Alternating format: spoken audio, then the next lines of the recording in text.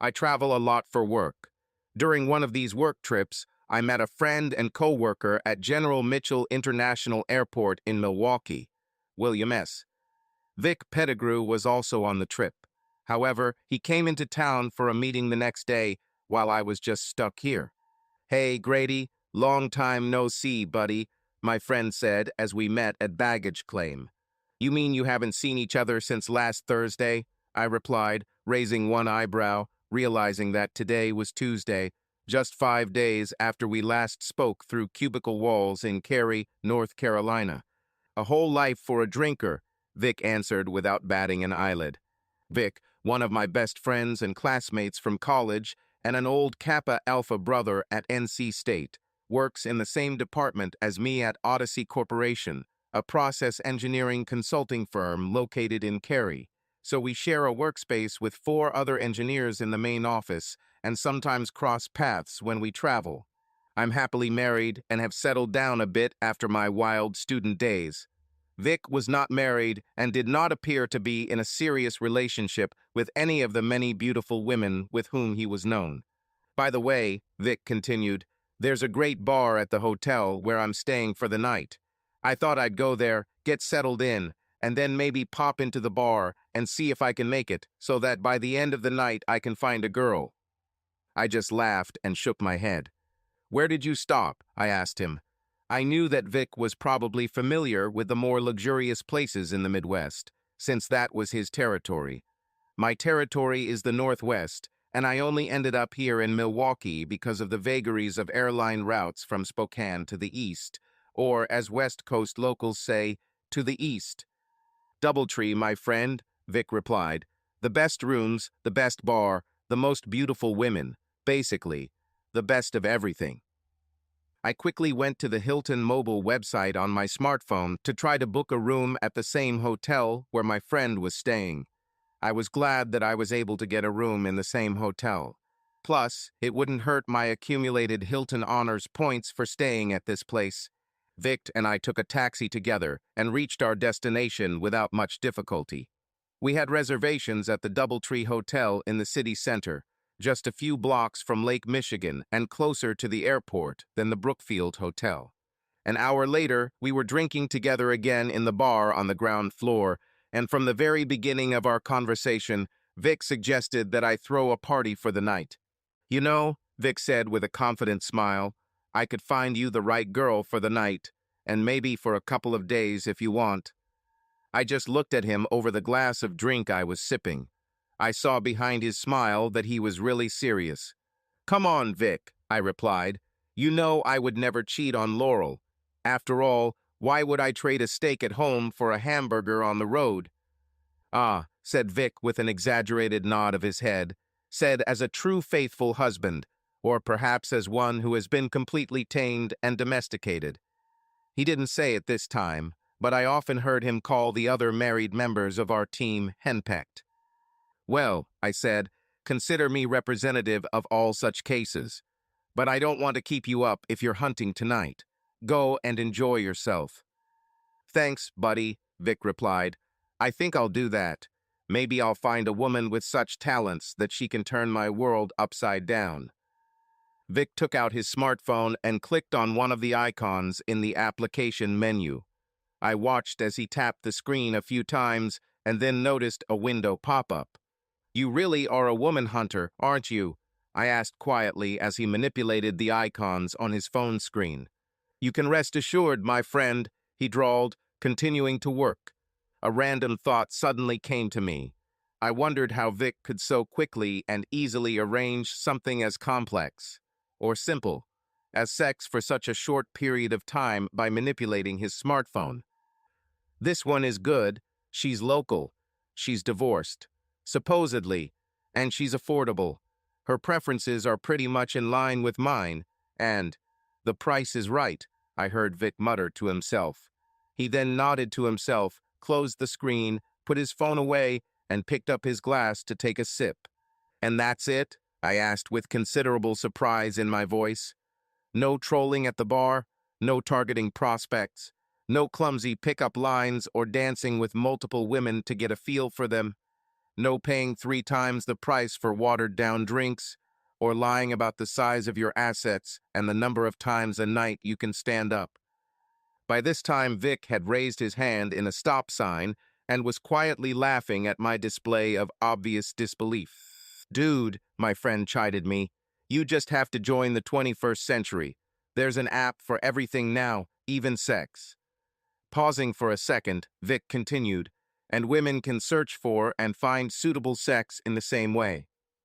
Vic then pretended to furrow his brows in false seriousness, but his lips still retained the remnants of a smile. "Are you telling me that your beautiful foxy geek wife still hasn't convinced you that now you can organize almost everything using a computer or smartphone?" I just shrugged and smiled at my old friend. I didn't have time to answer his question, admitting that Laurel had indeed always kept me informed of the latest developments in technology and mobile applications. After all, it was her specialty in the career she was working in. Vic's phone rang, playing the tune of Joe Cocker's "You Can Keep Your Hat On." He turned for a few seconds to talk. After about 20 seconds of low-voiced discussion, Vic turned back to me, ending the phone call. "Looking forward to it, honey. Be careful on the slippery roads along the way. You hear?" "Uh-huh, bye," Vic said, overemphasizing his southern accent more than I thought necessary. He then put the phone in his pocket, finished his drink, and signaled for another one for both of us. "Well, looks like I got it all set," Vic said. "Tell me, Grady, are you sure you don't want me to set something up for you? After all, what else do brothers do if they don't have each other's backs?" Vic sounded like a fraternity brother. I knew, and I truly appreciated his sentiments, but what he said reminded me at that moment of my own brother Mike. My name is Grady Stone. My brother, Mike Stone, is 2 years older than me. We got along pretty well while growing up in Fayetteville, North Carolina. Except for the 2 years we attended 71st High School together, where he didn't want his style to be ruined by the presence of his uncool little brother. Mike played football in high school while I ran cross-country, so we didn't hang out in the same group. This allowed us to get along better than if I had just tried to hang around Mike as his mini-me. Dad, who served in the artillery brigade of the 82nd Airborne Division, died in Iraq in a non-combat accident. Mike was 14 when we received the news of his father's death, and I was 12. This news hit us all hard, most of all for my mother. Mom stayed in Fayetteville after her father died and the mourning period ended, although her extended family was from Silva in western North Carolina. She had a good job at a well-known real estate company and could move up in the company. Mom started dating again when Mike and I were in college. She was and remains a very attractive woman and had no problem attracting men. But she was very picky, and it took some time before she finally started dating a really nice man named Miles Lanier, a financially very wealthy widower. Despite Mike and I's fears that someone might be trying to take our father's place, when Mom finally introduced Miles to us, we all got along well. By then, Mike and I were old enough and mature enough to realize that Mom deserved to find happiness again, so we supported her in that regard. And while neither Mom nor Miles have given any indication over the past few years that they want to formalize their relationship through marriage, their relationship is still going strong. My father left behind enough commercial life insurance and investments, in addition to the Army Group life insurance, to more than pay for Mike and me through college. Mike decided to attend Duke University in Durham. Mike wasn't accepted into college because of his football skills. He played in high school mostly for fun and prestige, rather than with a career in professional sports in mind. Mike was very disciplined academically and specialized in business with a focus on marketing. He successfully graduated from university and got a job in the marketing department of XLT, a growing software company based in Cary, North Carolina. Cary, by the way, is located near Raleigh, in the western part of the capital, in an area of the state that locals and regional residents call the Research Triangle. Mike's employer, XLT, had only been around for about 10 years when he started working there. It was a rising technology firm specializing in mobile applications for small devices such as tablets and smartphones. Even though we attended rival colleges, Mike and I remained close. He teased me that the Wolfpack basketball team would never see sports glory again and bragged about the Duke basketball program and all their national championships under Coach K. I was just kidding him about how the Wolfpack almost always dominated the Dookies, as I called them Blue Devils, on the football field. Yes, I loved my brother Mike very much, and he reciprocates my feelings. Not long after Mike started working at XLT, he met Marilee Redmond at a company event. Marilee was the date of one of Mike's colleagues that evening, but at that time they were not in any relationship. Mike asked Marilee out on a date later that week. They fell in love within a few months and got married around the time I was entering my 4th year at NC State, majoring in industrial and systems engineering. I didn't have much contact with Marilee and her family before we got married.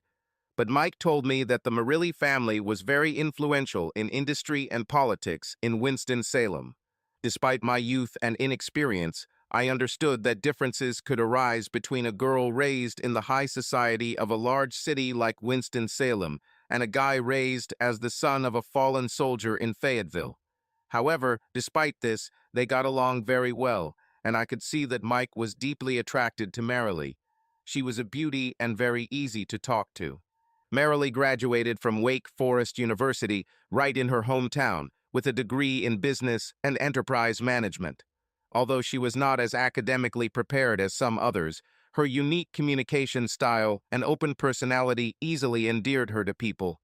Marilee was hired by an insurance company with offices in Raleigh immediately after graduating from Wake Forest. Besides, Marilee was very attractive. Shall I say attractive? It would be better to say stunningly beautiful. Her overly friendly nature could, and often was, misinterpreted as flirting when she didn't really mean it. Mike told me more than once that he had to intervene between Marilee and some guy who misunderstood her mood and tried to hit on her. So her personality made her very approachable to the average woman hunter. And Marilee's beauty ran in the family. That's why I was so easily charmed the first time I saw her sister, Laurel Redmond, during Mike and Marilee's wedding preparations. Although Laurel was not as open about her personality as her sister, she was nonetheless just as attractive as Marilee. My recollection was interrupted by the noise of the Doubletree Hotel bartender slamming a case of bar glasses onto the top surface of the bar. "Trust me, Vic, old friend," I replied. "I really understand that you care about me like a real brother." I took a sip of my drink, smiled at my fraternity brother, and said, "But I've stopped looking for fun like that since I hooked up with and married Laurel." Like I said, it was Mike and Marilee's wedding where I first met Laurel, and I've been hopelessly in love ever since.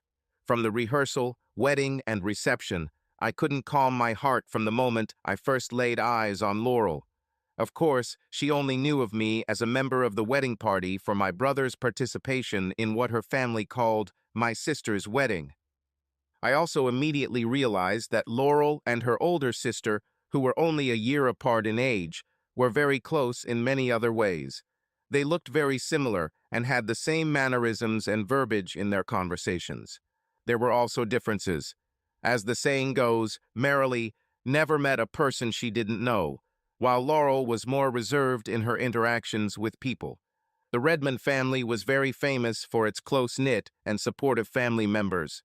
Many politicians, businessmen, or journalists over the last 4 generations of Winston-Salem's history are said to have learned firsthand the consequences of underestimating the influence and money of the Redmond family. Their family solidarity was legendary. So at first, Laurel wasn't particularly receptive to my obvious infatuation. It was only after I spoke to her several times at the reception that she began to show interest in me. In our conversations, I learned that Laurel's love and devotion for her sister easily matched the relationship I shared with Mike. This was confirmed when we walked down the street after the reception. Laurel, feeling the effects of her drinking, opened up a little to me and told me anecdotes about her relationship with her sister.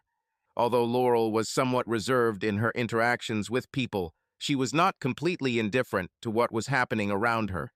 She realized from the age of 14 that she and Marilee were women whom men found attractive, and therefore understood that they were a magnet for local ladies' men.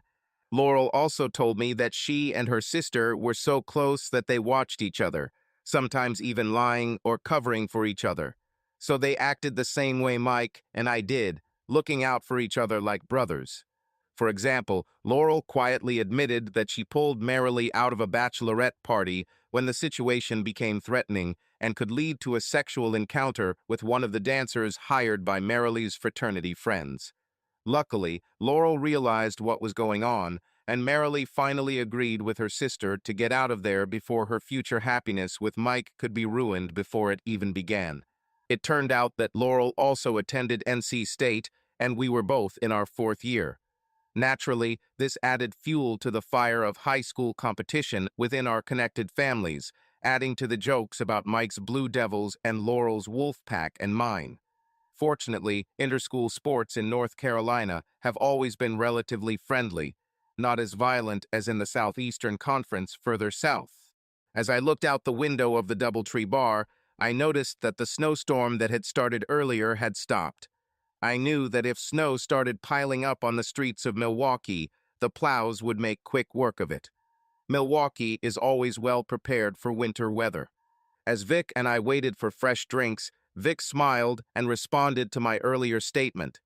"Well, you may not be in the market, friend, but I'm not ready to settle down yet.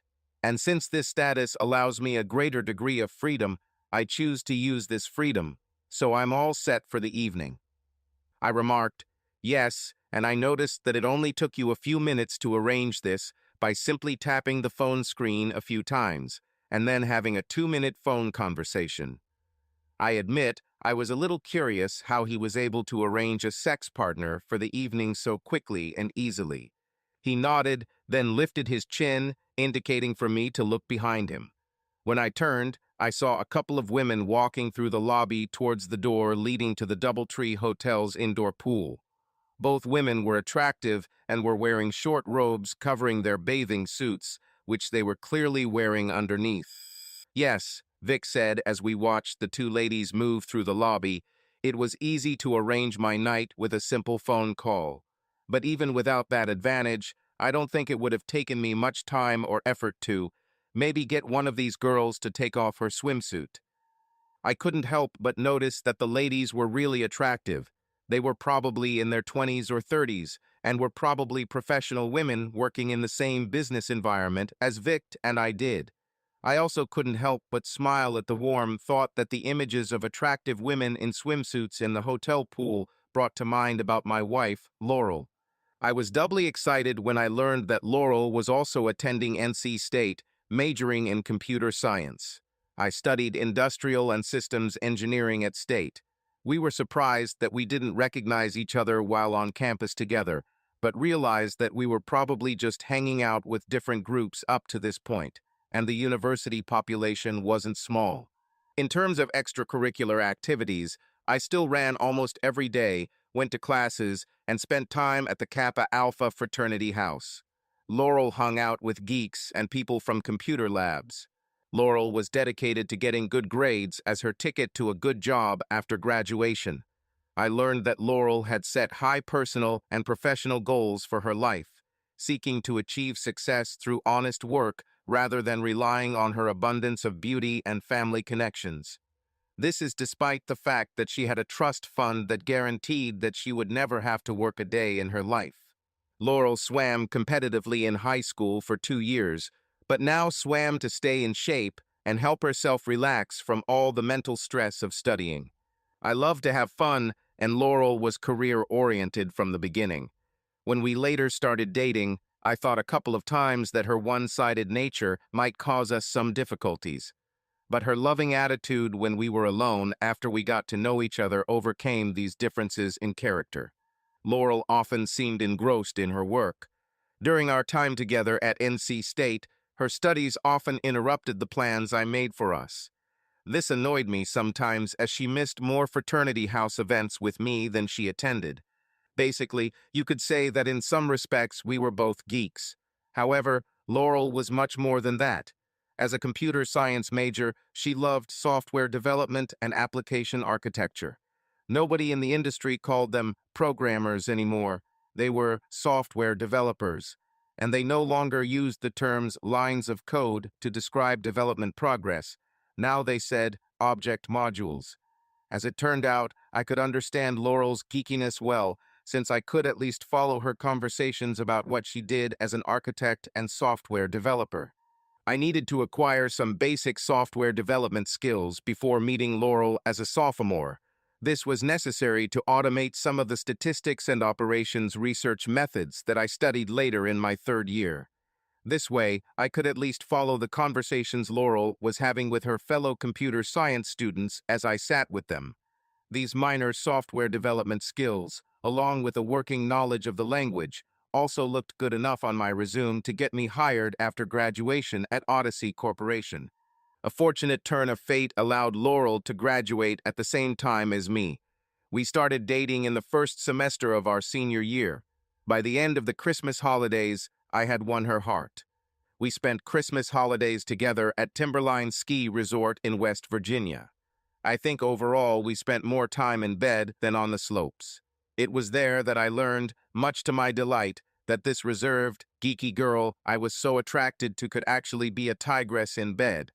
We decided by mutual consent, starting from that first night at the resort, to be exclusive to each other from that point forward. On our second night in Timberline, I began to learn a little more about Laurel's family and her background, and it all started with one strange choice of words on Laurel's part. "Yeah, I almost had an accident," Laurel said as I massaged her gorgeous body after dinner. She was lying on her stomach, completely naked. Her head was turned towards me and supported by a folded towel. She watched me through narrowed, cat-like eyes as I gently rubbed the fragrant oil that she had taken with me on the trip into her body. We both had a great time skiing together most of the day, only taking breaks once or twice in the morning. We had lunch at the Timbers Inn and then spent the rest of the day skiing, mostly together, but sometimes separately. We were both experienced enough to handle the moderate trails and the long Salamander Trail. At 2 miles long, Salamander is the longest ski run in the South. Yes, some people even consider West Virginia part of the South. Laurel chose to stay on Salamander in the late afternoon, while I decided to try one of the less scary expert runs. It turned out to be a short track, which was a continuation of the long middle track.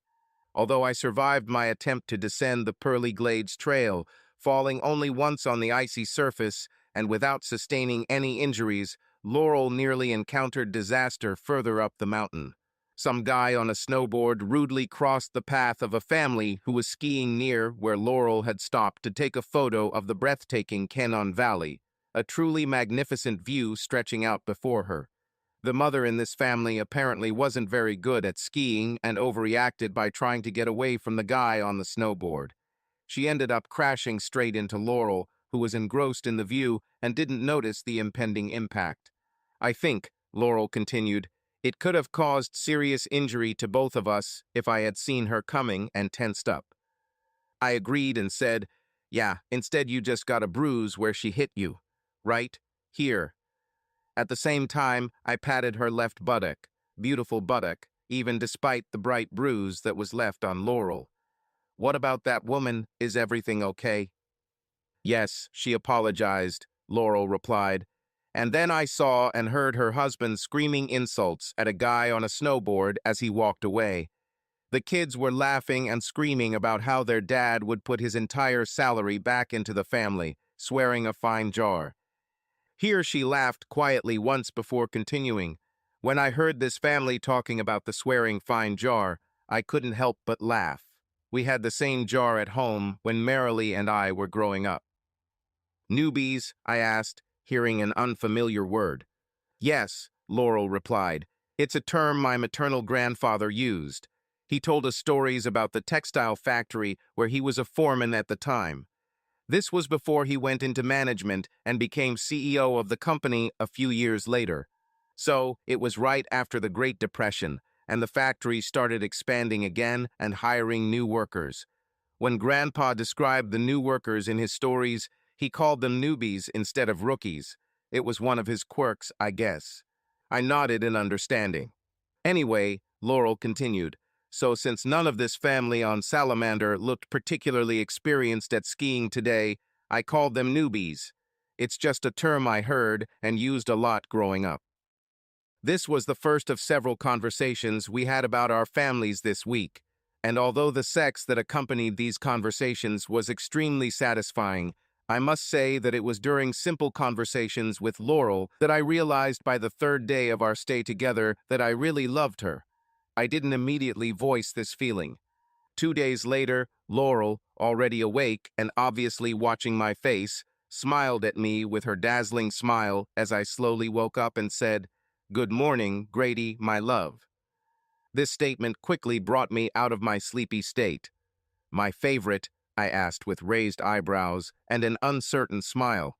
"Yes, Grady," Laurel sighed, resting her head on my chest. "My love." From that moment on, we knew that not only were we exclusive to each other, but that it would probably remain that way for the rest of our lives. During spring break, a few months after our ski trip, we formally agreed to get married and spend the rest of our lives together. That summer after graduation, we delighted both families, especially her sister, who was married to my brother, by getting married in the same church where Marilee and Mike had gotten married the year before. My mother joked that the children from both marriages would be double cousins. At my wedding, my brother Mike stood next to me as best man. Vic Pettigrew was also standing next to me. Marilee, Laurel's sister and my sister-in-law, was the senior bridesmaid. One of her bridesmaids was Laurel's childhood friend, a girl named Lydia. Surprisingly, Laurel insisted that we not have a bachelor or bachelorette party before the wedding.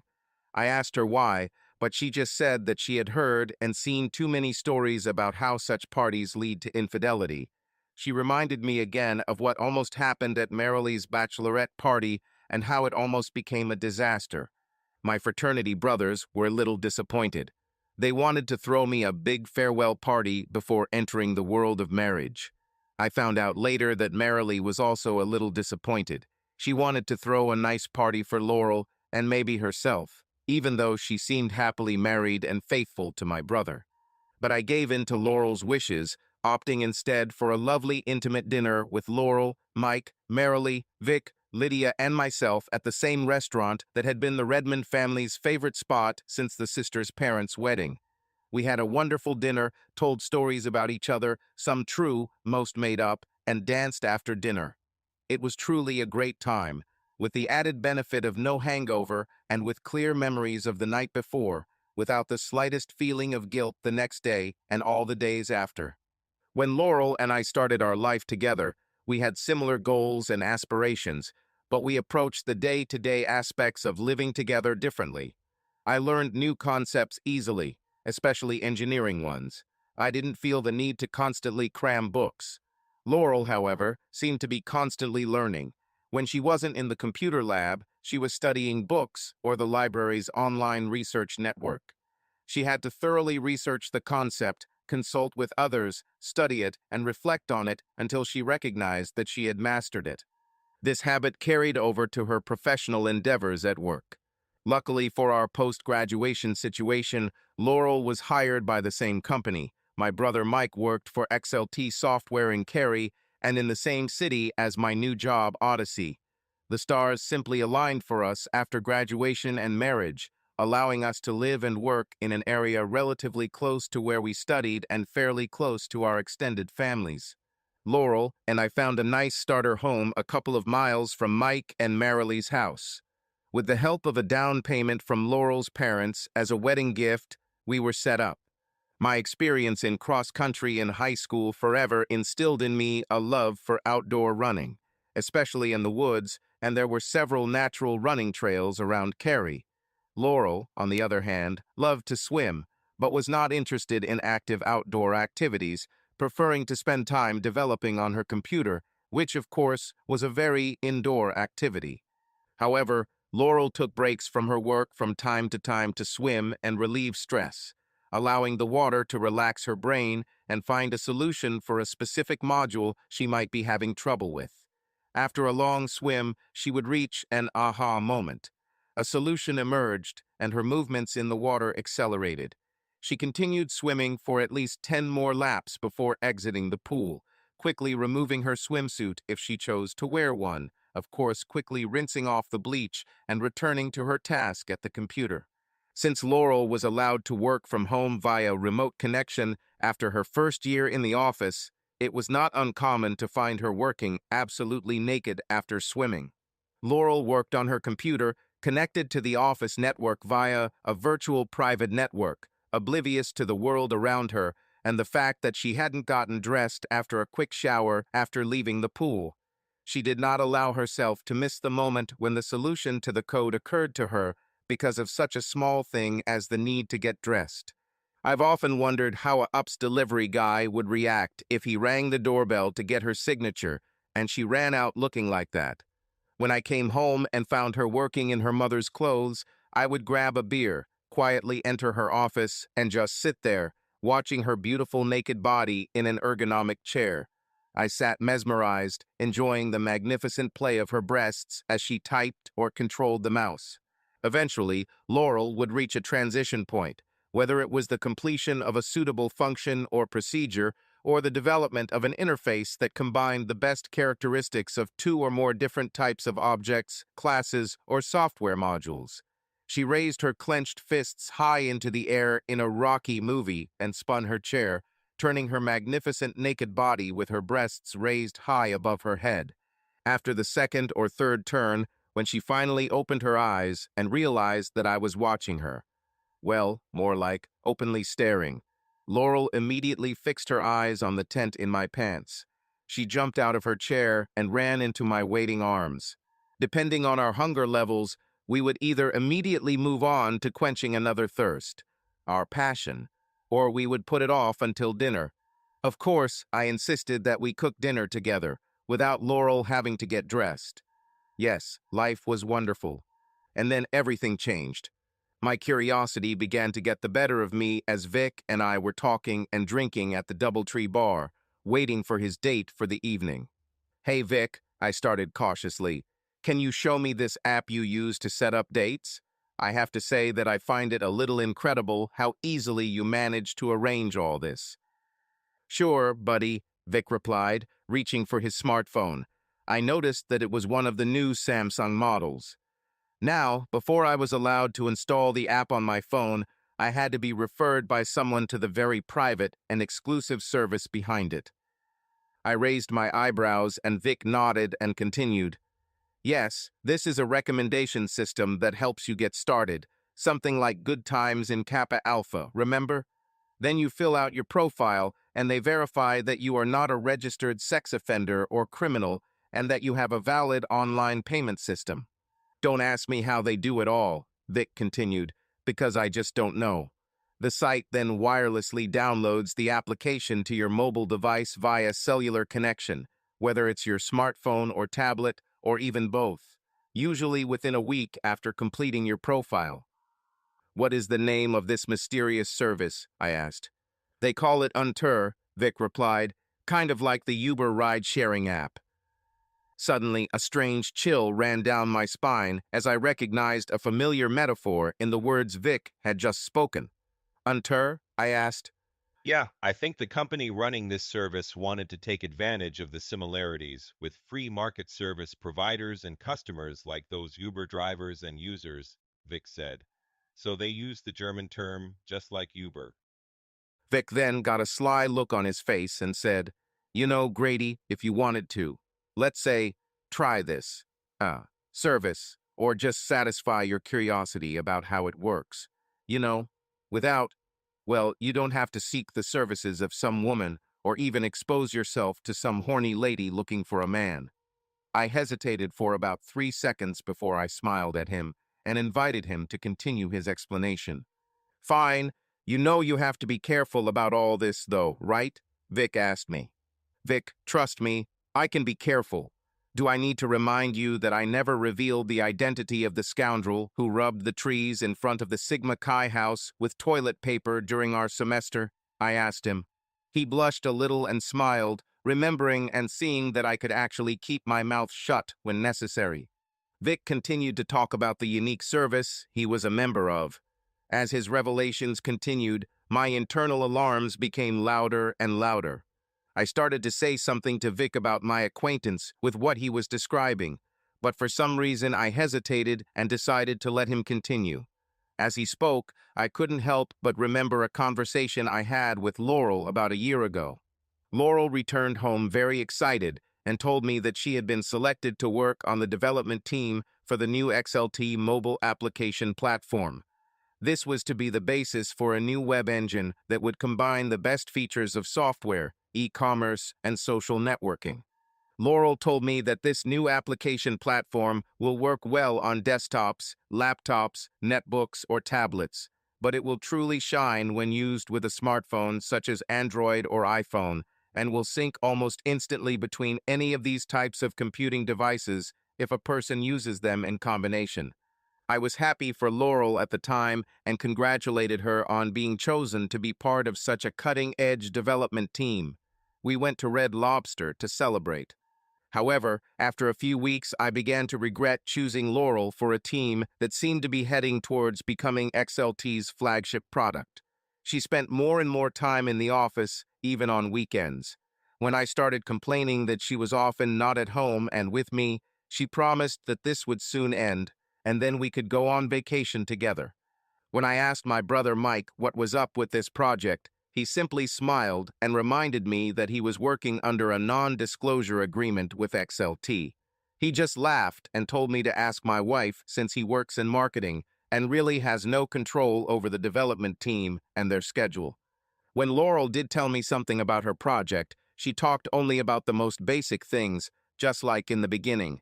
However, she said that XLT is not really developing a single application, but a prototype platform, a kind of software power tool for others to use in their business models related to online goods and services in many other applications. The application platform also allowed for the development of applications that offered select individual customers a sort of priority or first choice on certain goods or services provided by the company or other entity using the application. This option also allowed these privileged members to opt out of services. This first choice could be based on the established priority for any particular person or on his or her geographic proximity to the one ordering the service or product. The GPS locator feature was especially useful in this regard. XLT would receive royalties from every business, social group, or government agency that purchased a license to use this application platform tool or application engine for lack of a better term. Of course, this would create a lot of work for the intellectual property lawyers who would handle cases for XLT in claims against those organizations that would try to infringe the copyrights and trademarks of products developed by XLT. XLT called this product and service project Zirka. Zirka in German means about or surroundings. When I asked her about it, Laurel explained that the metaphor supports the basis of the app platform's name in the same vein as the increasingly popular online ride-sharing service called Uber, which has been causing hysterics among commercial taxi companies and independent taxi operators. Apps and services like Uber, or those that will soon be using this new and improved Zirka app platform that my wife helped develop, required the use of several new common technologies. They needed GPS navigation services, of course, smartphones or other mobile devices, and a social network with reliable feedback capabilities. The last point was required to establish trust and accountability between clients and service providers. The application platform also required a robust network to process payments and match customer service pairings by location, type, and acceptable business practices. Registered member profiles would be configured to allow either one-time transactions, recurring transactions, or other customizable forms of scheduled transactions. The benefits of a web service, such as the one offered by the Zirka application platform, were clear. A provider of a service or product could charge lower fees than a provider operating under a traditional business model. Then, there were the added benefits of automatic billing, transaction speed, ease of use, computer-based preference matching and accessibility, and guaranteed privacy. Well, mostly. Once the transaction began, the customer and the service or product provider interacted more closely. and if the transaction involved personal interaction in some way, they could become, if not acquaintances, at least more aware of each other. The coincidence is in the details of what my friend Vic was telling me now about this application for hunting for girls, and what my wife had told me a year ago about the Zerka project was becoming too much of a coincidence. My facial expression and tell me more attitude encouraged him to continue. Well, Vic continued, for Unter subscribers, modern technology allows them to connect with suitable companions based on several parameters. An Unter subscriber is required to have a smartphone or tablet computer with an Apple or Android interface. He or she must have GPS navigation enabled on their phone. Now, I know this is of some concern to those concerned about privacy, as the device's location is somewhat exposed when the GPS service is active. The user must also belong to the Unter online social network. It works almost exactly like circles on Google+. He looked at me to make sure I was absorbing what he was telling me. I nodded for him to continue. The smartphone interface and navigation ability allows you to quickly find matches based on geographic proximity at your scheduled meeting time. The social network allows the creation of a profile with an optional photo and mandatory rating and feedback functionality to establish mutually agreed upon pricing, payment terms, and some degree of trust and accountability between clients and those providing sex services. The rating scheme associated with the accountability function includes a star system that rates an encounter from 1 to 5 stars after the event, Vic said. If you do not rate or provide feedback for an event, you will be blocked from the Unter scheduling system until you meet these requirements. That chill that ran down my spine now intensified. The similarities between the application capabilities that Vic described about the Unter service and the capabilities that my wife Laurel attributed to the Zerka project being developed at XLT last year were striking. But of course, Laurel and her company and their products couldn't be associated with an app that was so risky or borderline legal. I expressed my initial observations to Laurel a year ago about her team's early efforts to develop the XLT Zerka application platform, using my best engineering approach to any problem I encountered. She listened and considered what I said with her keen analytical mind. We even discovered that we saw things very similarly. I think the geeks flock together rule applies to my wife and me, just as much as the birds of a feather rule applies. Laurel actually started writing down and typing some of what we talked about in our early discussions about the Zerka project while sitting at her keyboard. She said she appreciated my engineering and business ideas for what she was now describing in terms of pure software development.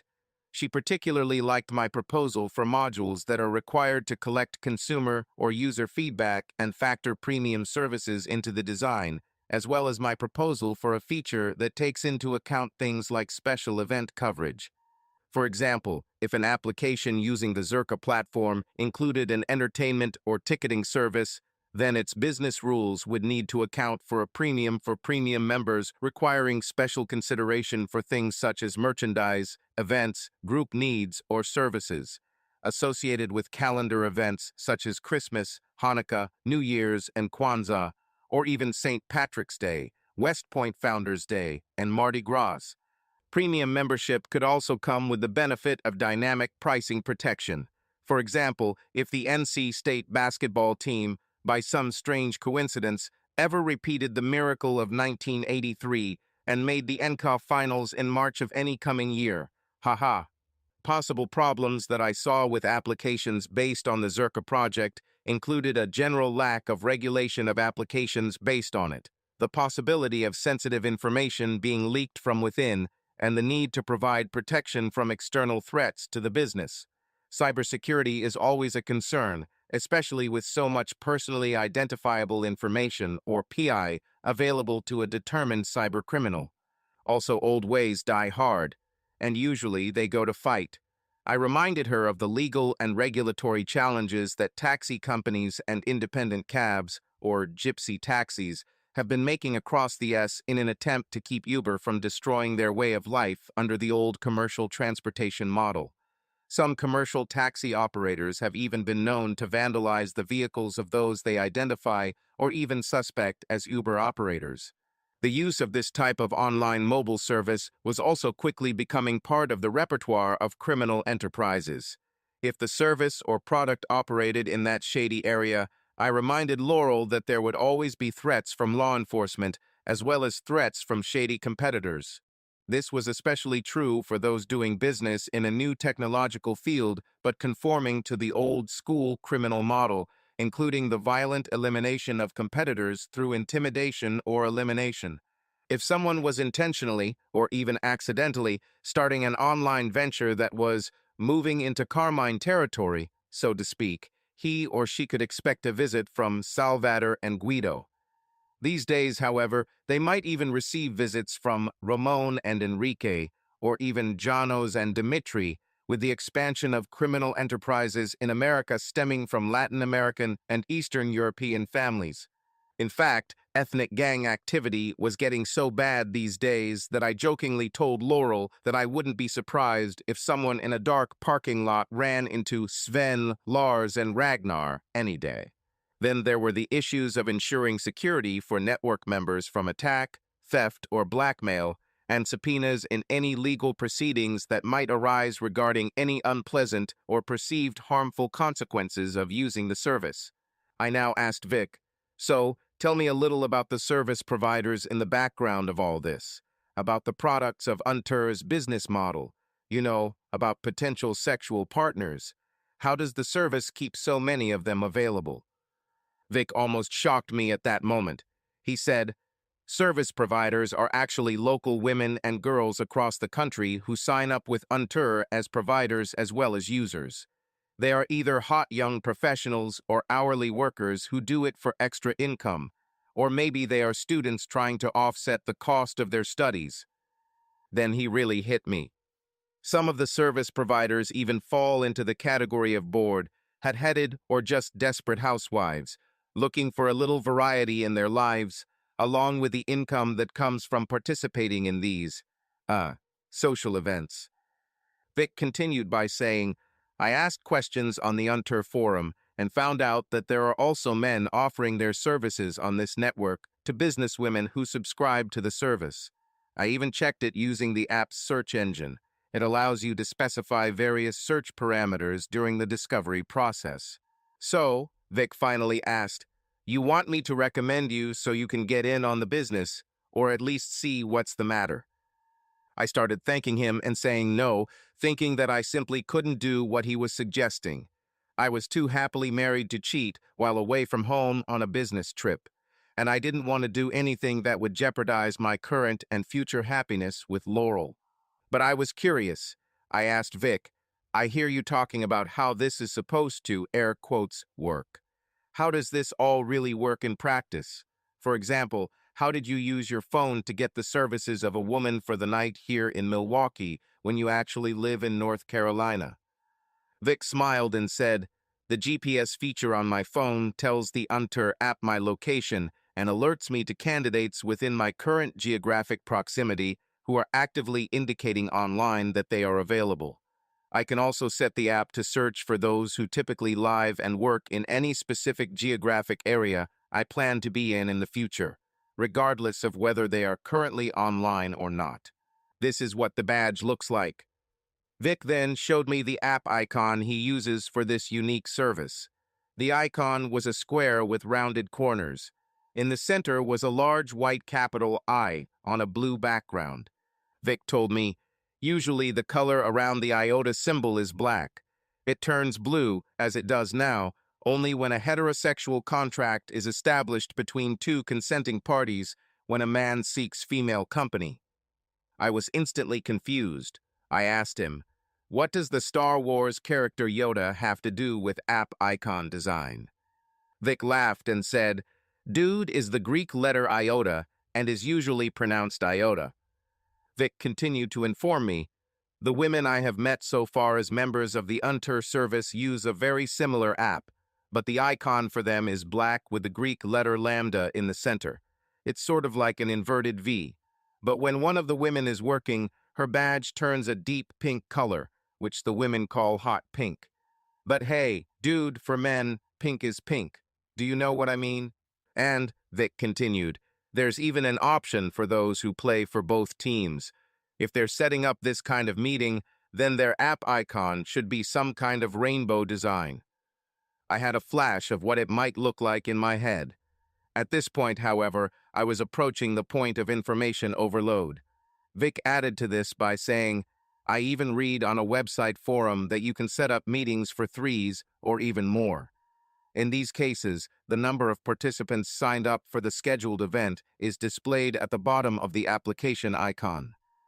I heard enough to know that what Vic was showing me was combined with what I already knew from my experiences with my wife Laurel and her efforts to help other partner companies develop their own specific applications for their niche industries. Let me give you another example, Vic continued. Let's say I want to set up a meeting in the Raleigh area for this weekend. He then double-tapped the screen, giving me real-time comments. I'm just entering one of the zip codes for Raleigh. I saw Vic enter 27607 and hit search. Less than 15 seconds later, his phone screen changed to display a list of more than 10 candidates within a short 5-mile radius of the New Bern Avenue post office on the west side of Raleigh, right next to our home in Cary. Another clue to this mental fusion, as I called it to myself a few seconds ago, was the trademark at the bottom of the search page that Vic showed me. She stated her case clearly and clearly. Unter, a trademark of Star Power Developers, Houston, Texas. Zerka Application Framework, a trademark of XLT Software, Cary, North Carolina. Vic took a sip of his drink a second later, so he didn't notice the look of recognition on my face when I noticed the details of one of the search results highlighted on his phone screen, which lay on the bar between us. He reflected the alias of one of the ladies available in the Raleigh area, one who was available to meet someone for a discreet sexual tryst there that night while I was here drinking with my longtime friend at a bar in Milwaukee, hundreds of miles away. The nickname I saw on Vic's phone screen, Packlover 721, matched perfectly with the email address Packlover721 on our home.com email domain.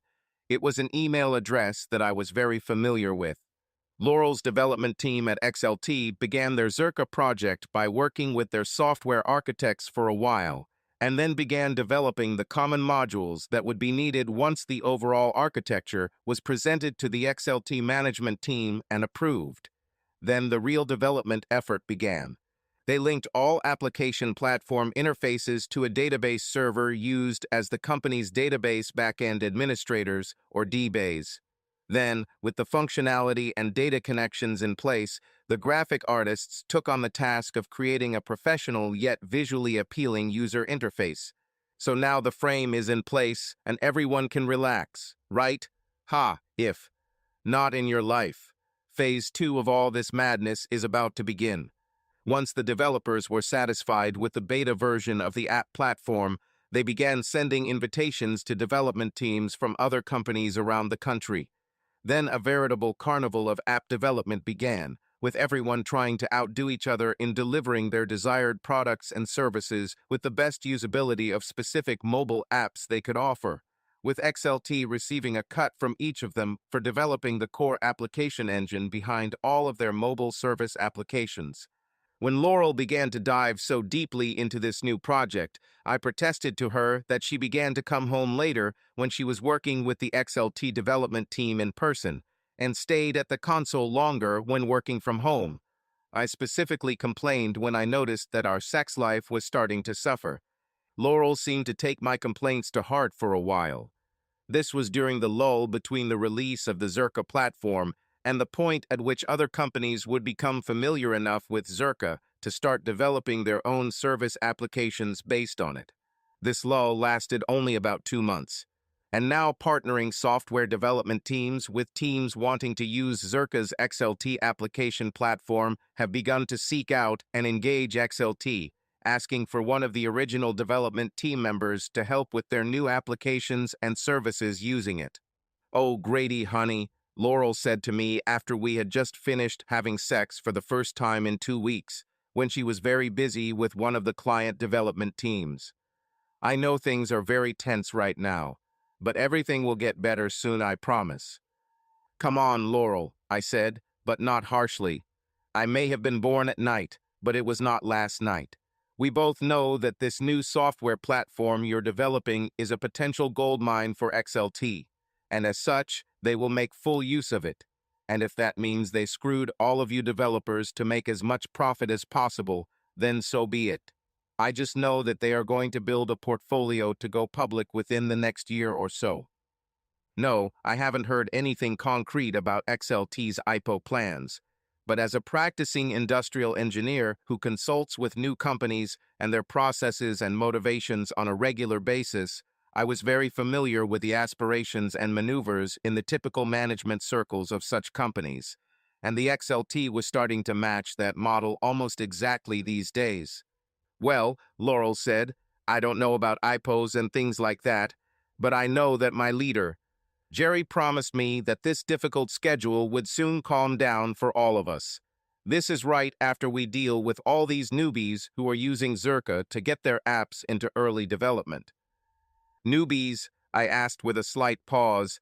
Then I remembered our conversation some time ago before we got married. You mean like recruits? Laurel laughed and said, Yes, Jerry assigned me to help a team of mobile app developers from a company in Texas so that they could get our help. They may be new at this, but they seem to have everything under control. And I don't know exactly what they're developing yet, but they've gone to great lengths to attract serious talent. That night, we didn't talk about business anymore. In fact, the only sounds we made were moans, little cries, giggles, and sweet words. The next day, Laurel and I again entered a period where we were unable to relax in the evening and then have spontaneous sex. It wasn't always Laurel's fault. I also started going on business trips more. But during the times when I was home, Laurel would come in later and more tired than either of us would have liked. But we just hoped that this period would not last long and that everything would return to normal soon. An anticipated Houston development team has leased office space at Regue's on Center Green Way in Cary. This group, called Star Power Developers, was developing some special, top-secret application for smartphones and tablets and requested development support from XLT, for which they paid upfront. Everyone at XLT who helped them implement the XLT application platform and customize it for the needs of Houston developers was required to maintain confidentiality and signed a special ironclad non-disclosure agreement. Laurel was obviously very excited to work on this new project, and she became even more excited when the project team from Texas actually came to our area and began work. She was especially excited to work with Cameron Whittington, a prominent rising star in the software development world at large and a prominent member of the Houston team. Cam was extremely talented and innovative in the field of software development, having been educated at California Polytechnic University. The only thing I personally didn't like about all of this was that Cam was also a very handsome and charismatic guy. Not only was he single, but he flirted quite a bit with the ladies, even in public areas around the office and at social gatherings with spouses or significant others that XLT hosted for teams visiting using their new Zerka software engine. Cam never seemed to cross the line, but he came damn close. Much to my displeasure, Laurel, quite naturally, had to remain silent about the details of her work in our conversations after she signed a special non-disclosure agreement for the team that arrived.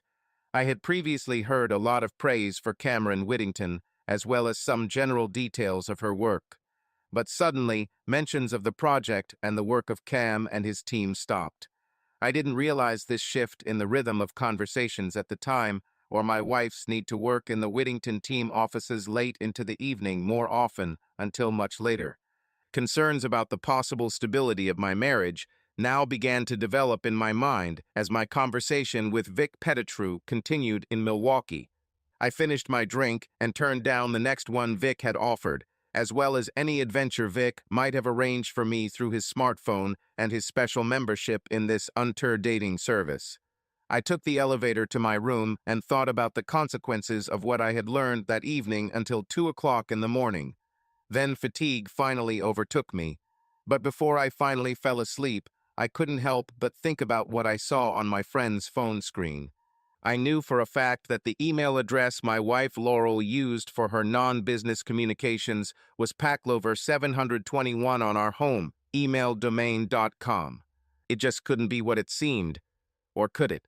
Could it really be that my wife Laurel is involved in this high-tech affair? Was she some kind of cyber call girl?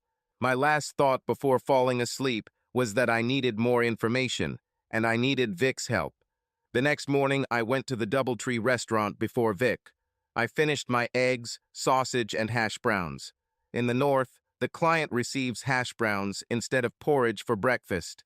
Then Vic entered. I noticed that Vic had a slightly bleary-eyed look, indicating that he had not gotten enough sleep, probably for a different reason than I did. The corners of his mouth turned up slightly at the start of what would probably become some kind of wide smile by the end of breakfast. My prediction was confirmed when he saw me. I chuckled softly at his expression. Despite my own concerns that my personal situation at home might be deteriorating, Vic seemed to be doing great on the road. "Wow, buddy," Vic said, sitting down and taking the obligatory cup of coffee that was handed to him by a passing waitress. As she turned to go back to the counter, he continued, "That girl last night, wow." I waited while he mixed 3 cups of cream and 6 packets of sugar into his cup of coffee and drank the disgustingly mixed stuff. I drank my coffee black and couldn't understand how someone could put so much crap in their coffee and still claim to enjoy it. "So, I take it that the girl was satisfactory?" I asked.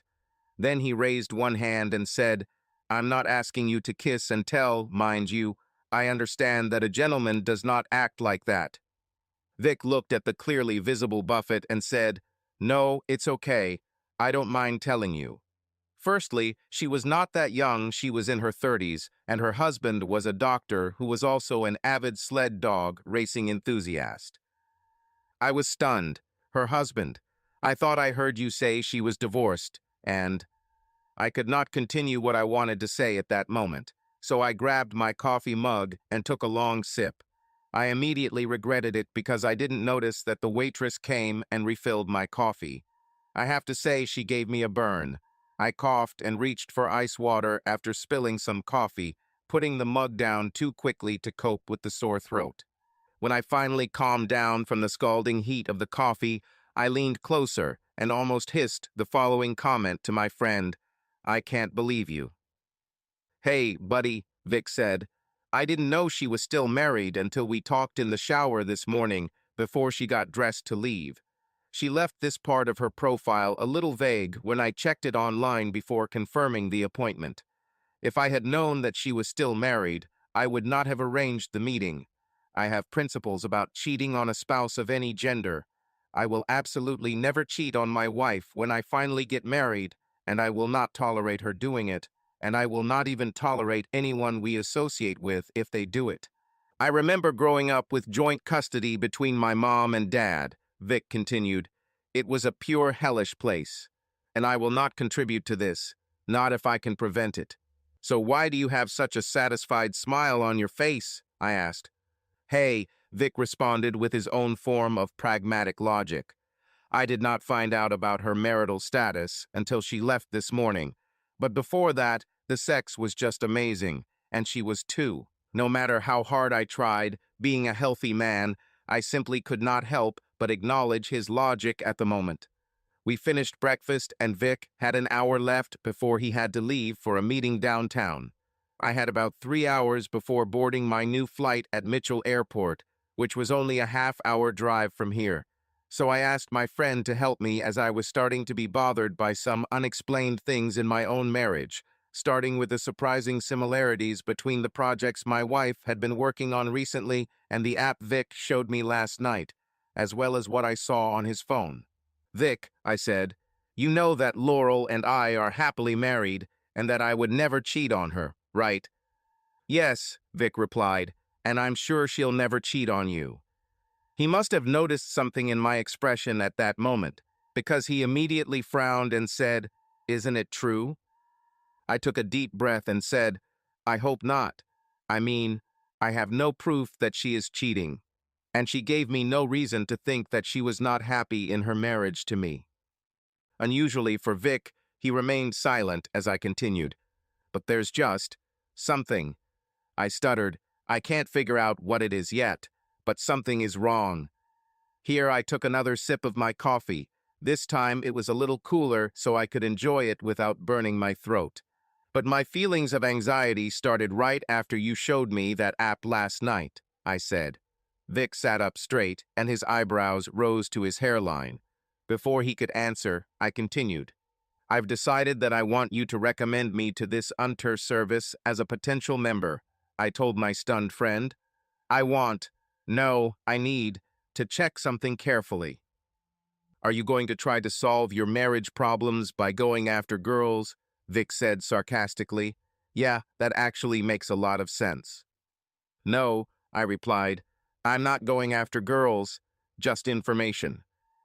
I have to admit, I had to put on an Oscar-caliber acting performance Wednesday night when I finally got home from picking up my car from the RDU parking lot. Laurel welcomed me home with a hot kiss, and after I told her I had an early dinner at the Milwaukee airport before landing, she dragged me into the bedroom for a steamy makeout session before we went to bed for the night. I refrained from saying anything about the doubts that had begun to form in my mind over the past day or two. Even though it had been a long day of traveling, followed by intense sex before bed, I still couldn't fall asleep until I looked at the clock on my bedside table for the last time at 2:30. I just got an answer, Vic told me a week later.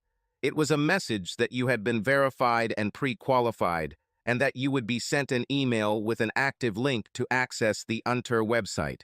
Once you get there, you can start filling out your profile. Remember, Vic continued, the app won't download to your phone until you create a profile, and they do a more thorough background check on you and record your credit card information. Thank you, Vic, I said to my friend. Remember, no one needs to know about this. No one, especially Mike or Laurel. A few days ago, I told Vic in Milwaukee that there were some things that might just be a weird coincidence, so I didn't want to cry wolf if it was all just a coincidence. But I just needed to check it out to calm my thoughts. Yes, I understand, Vic replied. I hope this is all just a wild goose chase, my friend. I'd hate to think that Laurel... Well, you know... Yes, I assured him. I understand. Me too. See you. I pressed the end call button on my phone and returned to my desktop computer monitor. Surprisingly, when I checked my email client, I already had an auto-reply message from the Unter service. I clicked on the active link. I know I shouldn't click on active links in emails to avoid falling for scammers. But this was a case where I deliberately ignored this warning about bad information security practices. It took me relatively little time to create my Unter profile. I think I spent 30 minutes filling out all the questions online. Most of the information they wanted initially was typical contact information and the minimum credit card information required for billing. Then the questions became more personal. The questions about my sexual and relationship preferences were actually quite harmless. I have to say that I was a little surprised. I have read the disclaimer and warning about following the rules, especially about timely, post-event evaluations. When I finished, a message appeared on the screen stating that once the profile information was verified, the Android version of the Unter application would be downloaded to my HTC smartphone. This may take up to a week. In fact, it only took 2 days. When the app arrived in the morning, I saw a download complete icon at the top of my phone's home screen. When I lowered the notification screen, I saw an indicator that I needed to click on the OK button to complete the download. I did so, and the Unter application icon in the form of a white iota on a black background appeared on the second screen of my Android. My home screen was already filled with icons for the apps I used regularly. This suited me. This kept the Unter icon out of my home screen so it wouldn't be noticed by accident. Okay, now I have an application. What's next? Finally, I had to admit to myself that at this stage, I really had no idea what to do next. Meanwhile, my relationship with Laurel was still progressing quite normally. Even though we were both busier at work than the previous year, we actually spent more time together after I returned from a recent trip to Spokane. I saw no signs of changes in Laurel's work or daily home habits that would indicate a change in her schedule. I did not see any changes in her behavior that could indicate a change in her attitude towards me or her feelings towards me. Oh yeah, and the sex was still mind-blowing. Honey, Laurel said one evening, about a week after my new smartphone app arrived, Mom and Dad want us to come visit this weekend. Do you have any plans that could stop this? Laurel looked at me with that sweet, expectant smile on her face that I had become accustomed to. I adored those 2 or 3 little freckles on either side of her nose that were the only spots of color on her otherwise smooth and gorgeous face. She waved her hand to remove an unruly strand of her shiny brown hair with subtle highlights. No, I don't have any plans for the weekend. I think it will be really nice to see Hawk and Daisy this weekend, I said with a smile. The 2-hour drive to Winston-Salem was uneventful. The weather cooperated, and it looked like it would be a great weekend. Hawk, Laurel's father, gathered all the necessary materials to grill the meat until it was deliciously edible, as he did once a month. Daisy, Laurel's mom, made all the other initial preparations. By midday, it all began in the backyard of the imposing Redmond estate to borrow from an old Batman TV show. In fact, it was a very beautiful house, only a little too big for my tastes, and it must have been difficult to keep it clean without the services of a housekeeper, which I knew Daisy used.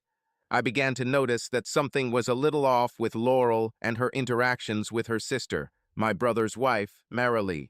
This also seemed to affect Daisy's overall well-being.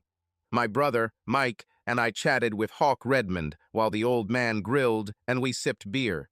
I don't remember what we talked about, but at some point I noticed that Laurel and Marilee were talking, but their conversation seemed far from relaxed. These two sisters have always seemed almost like twins to me since I first met them. Their physical characteristics were almost identical, although Marilee was slightly taller. On this day, they both wore gray women's trousers. They also wore blouses that were similar in cut, if not color, showing their similar taste in casual clothing. I noticed that although they spoke quietly so as not to be heard, their body language screamed anger. Later, while I was urinating in the downstairs bathroom, I heard Laurel and Marilee walk past the closed door, still engaged in an emotionally charged conversation. I could only hear vague sounds until they came straight to the bathroom door. Then I was able to catch one very clear phrase from one of them, although I could not determine from whom exactly. You better think about this carefully. Infidelity is simply not an acceptable path, and you know it. And then they walked past the door, and I couldn't hear them anymore. By the time I dried my hands and opened the bathroom door to look at the two sisters to see who was talking to whom, they had already walked down the hallway and out onto the patio. I reached into the back right pocket of my pants and pulled out my smartphone.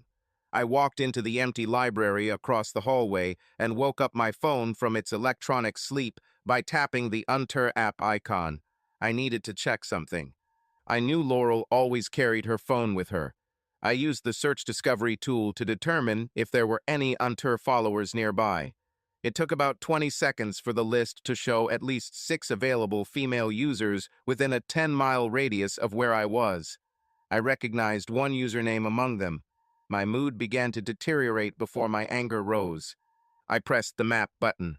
Yes, the username of interest was highlighted with a pop-up window and a pointer indicating its exact location at that moment. Packlover 721 was in the same place on the map where I was standing. She is here. You're too quiet, honey, Laurel told me when I drove back to Carrie on Sunday afternoon. Are you okay? Uh-huh, I said casually. I'm afraid my thoughts were still running around everything I had learned so far, and I wasn't paying much attention to my wife. Trying to distract myself so as not to reveal my worries, I decided to change the topic. Are you and Marilee okay? It seemed to me that there was some coolness between you this weekend. Laurel turned and looked straight ahead, her expression feignedly indifferent. Yes, everything is fine. Sometimes her sense of humor can irritate me. Oh, I said, well, as close as you two have always been, I'm sure this little fight won't last long." Laurel didn't respond with words, but shrugged and sighed.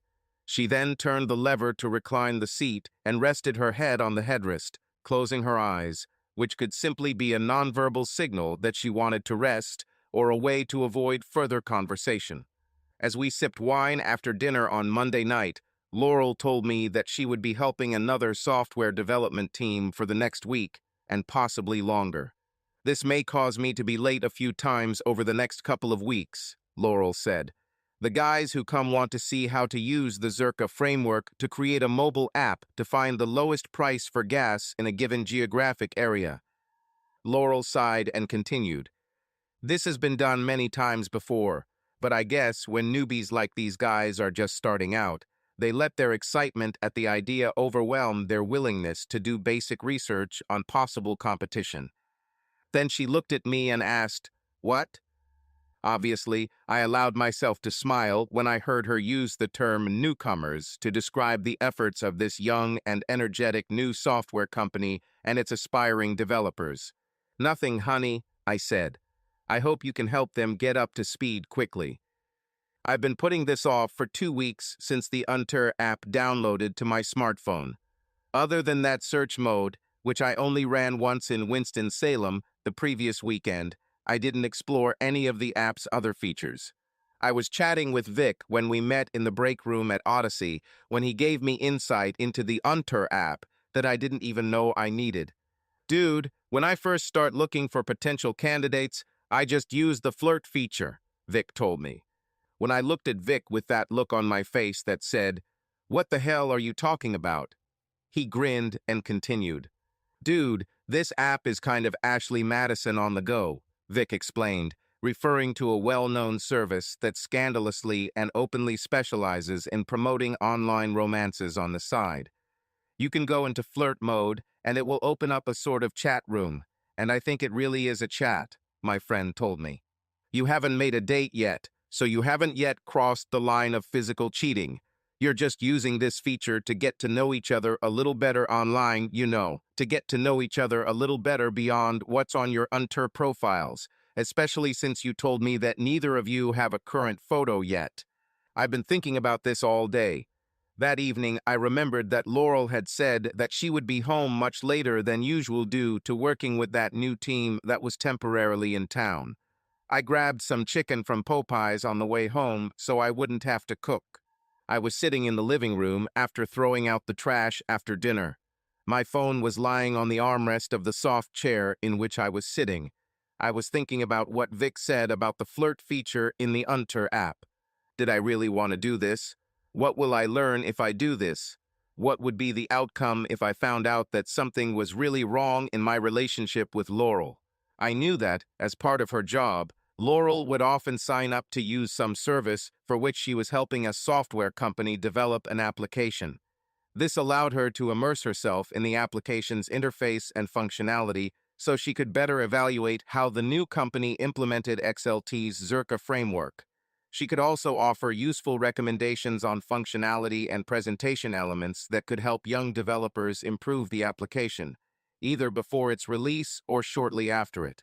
Could it be that Paclover 721 is simply Laurel's involvement in aspects of Unter's development and does not actually indicate her actual participation in online sexual encounters with strangers?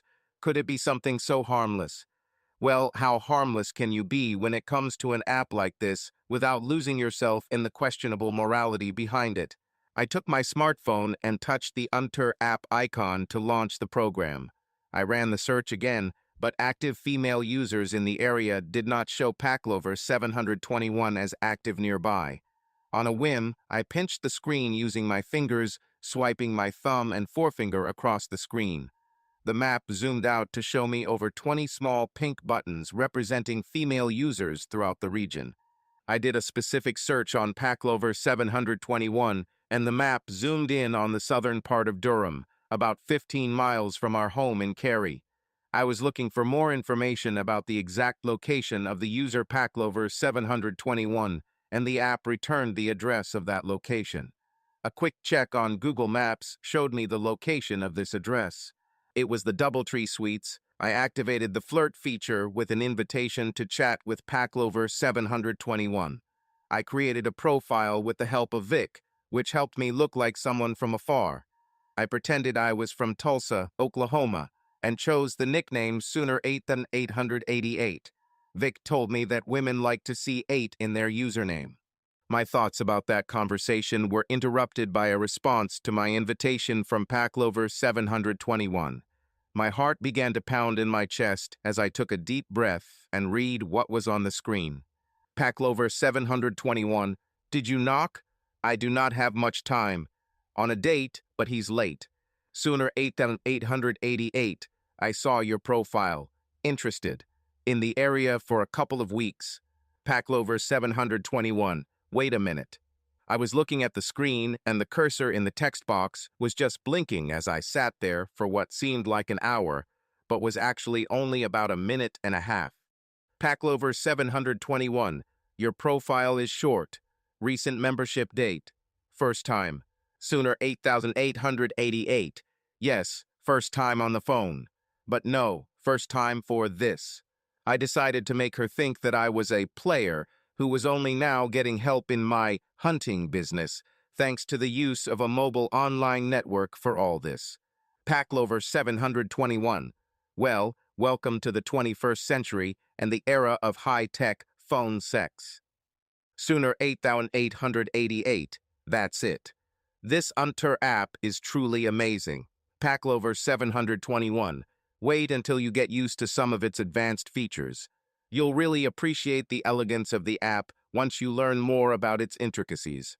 Now it sounded like a press release about the Unter app, even though my brain was trying to convince my heart that it was really someone other than my wife, Laurel. This online chat was increasingly sounding like the boasting of a proud software developer.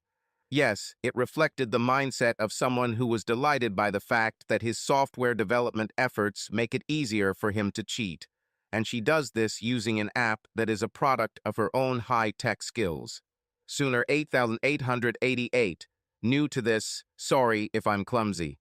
Packlover 721. Everything is fine. I enjoy teaching beginners. I froze when I read this and simply turned off my phone, taking a deep sip of wine from the glass next to me. I just shook my head and quietly said to the empty house, "Damn." I was sleeping when Laurel finally came home after midnight. I think I was so emotionally exhausted from all this that it also affected my physical state. The first thing I realized when she got into bed was how the alarm clock went off at 6 in the morning. I was just talking to my brother on the phone right after giving a quick morning report to my boss about plans for my next trip to Spokane.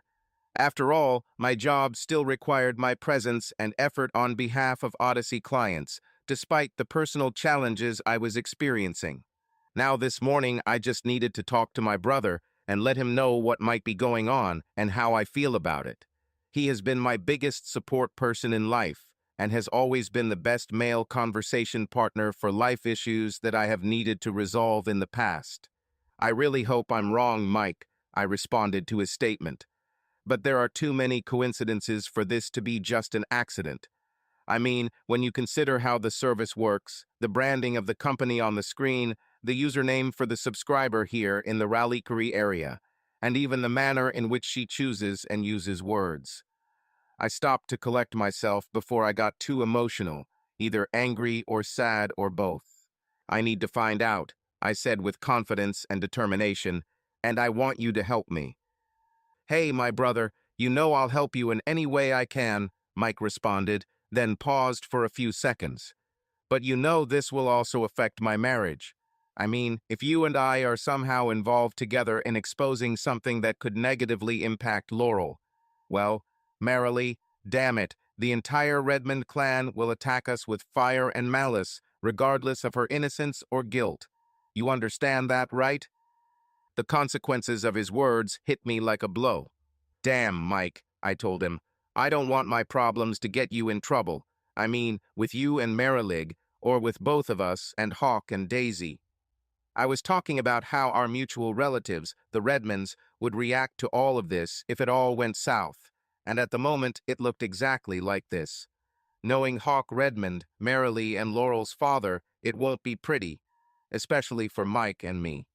Well, you know they won't let their children suffer in any way, even if it's just embarrassment over some sexual indiscretion.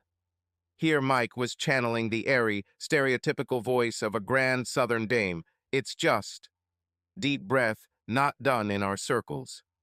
Despite the seriousness of the situation, we both laughed at his cartoon. Well, I guess I need to get some support for both of us. We'll need corroborating evidence from someone other than you and me if this really goes awry. What it looks like right now, I added. How about we get Vic to help? Mike first met Vic at my graduation ceremony and then again at Laurel and I's wedding. He also knew Vic from several of my company's social events that I hosted at my place involving Mike and Marilee. Yeah, I think that might work better. Here he paused and sighed, saying, damn, just damn. So here we are, 3 weeks later, at the Raleigh Marriott City Center, room 312. Mike and I stood in the main part of the room, just off the short lobby, nervously awaiting the dreaded knock that would mark the beginning of the end of the marriage. Vic Pettigrew, our designated witness and cameraman, seemed more relaxed compared to Mike and me. He held the video camera in his hand, set to standby mode. I'll really be glad when your Odyssey travel days are over, Laurel had told me 2 nights earlier.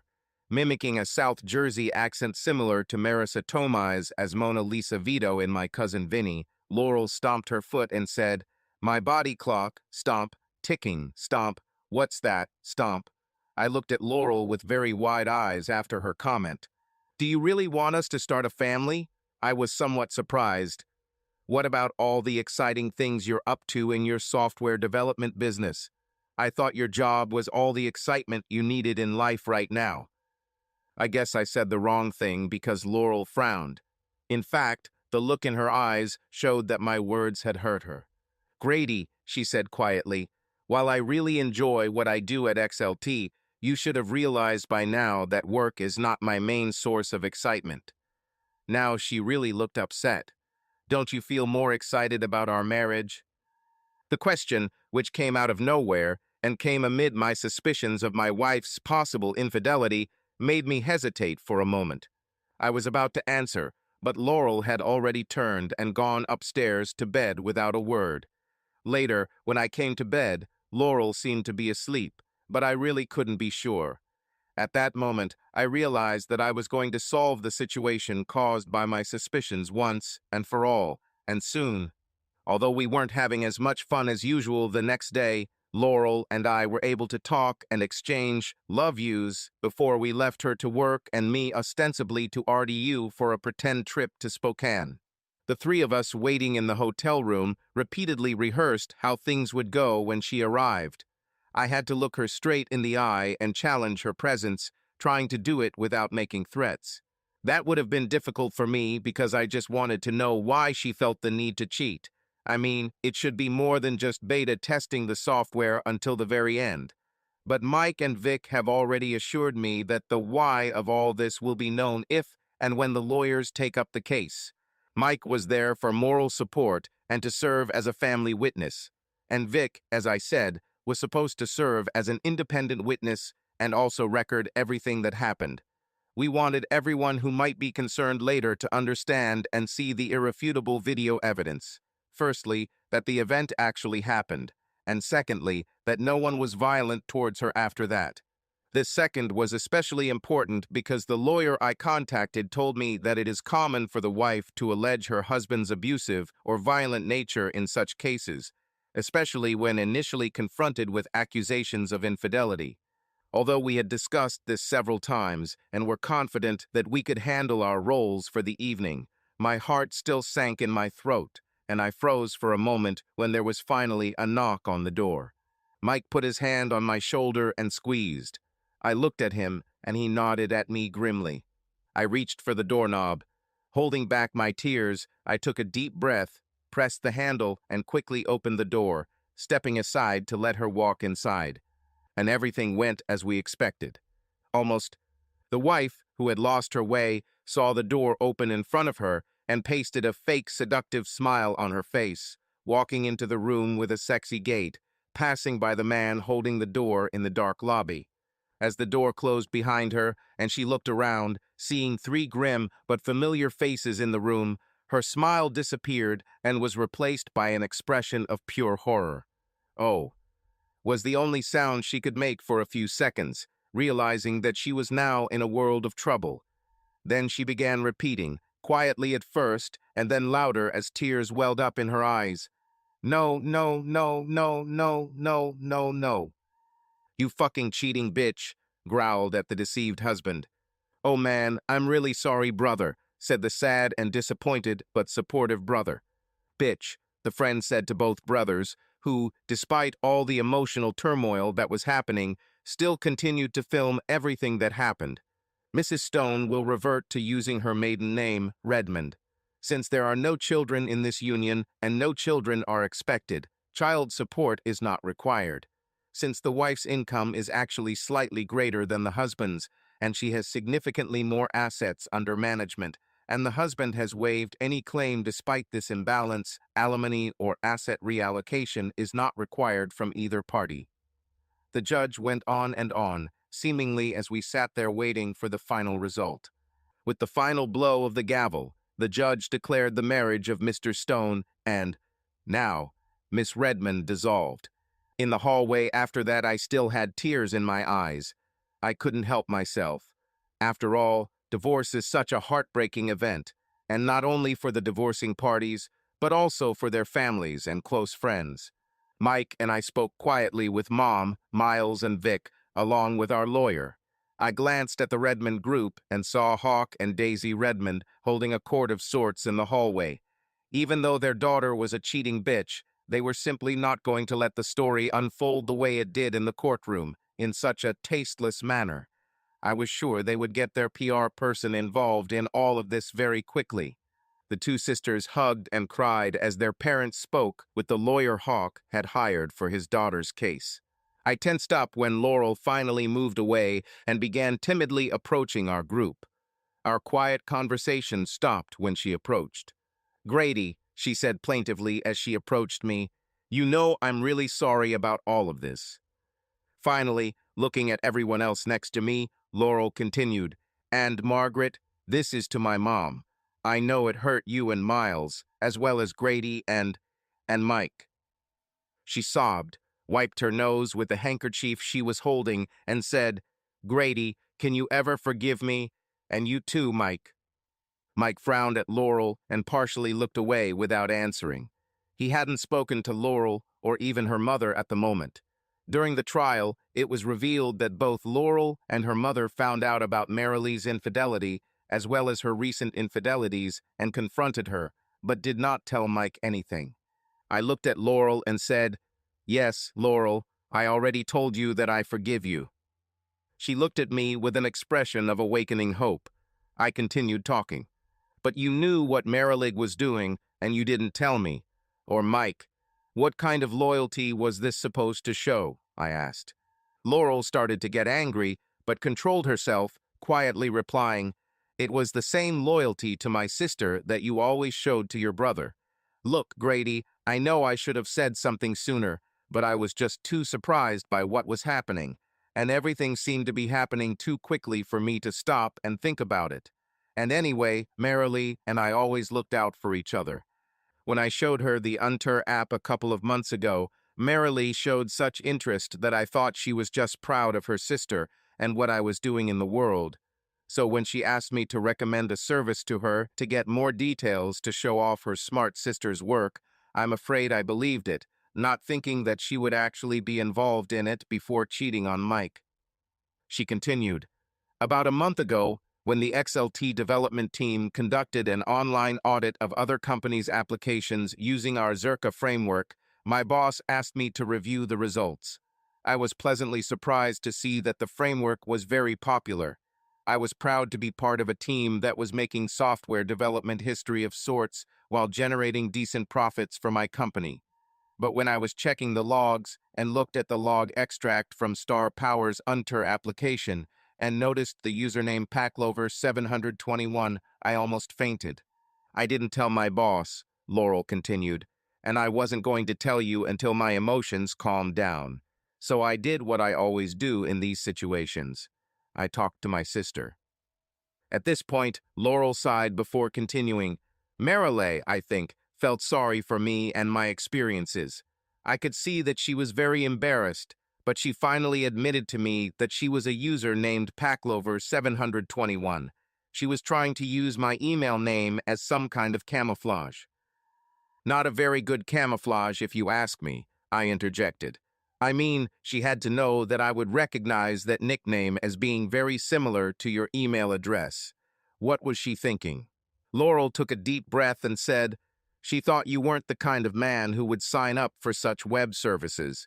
She wasn't afraid you'd ever see that username. Well, she was wrong, isn't she? I answered. She was wrong about a lot of things. Everyone was silent for about 30 seconds before Laurel said, I was wrong too. I realized that I shouldn't have hidden it the way I did. I mean, Laurel looked miserable as she continued to get it off her chest. You're my family now, Grady. I married you and promised you my devotion on our wedding day, and I shouldn't have lost sight of that. God, I loved her.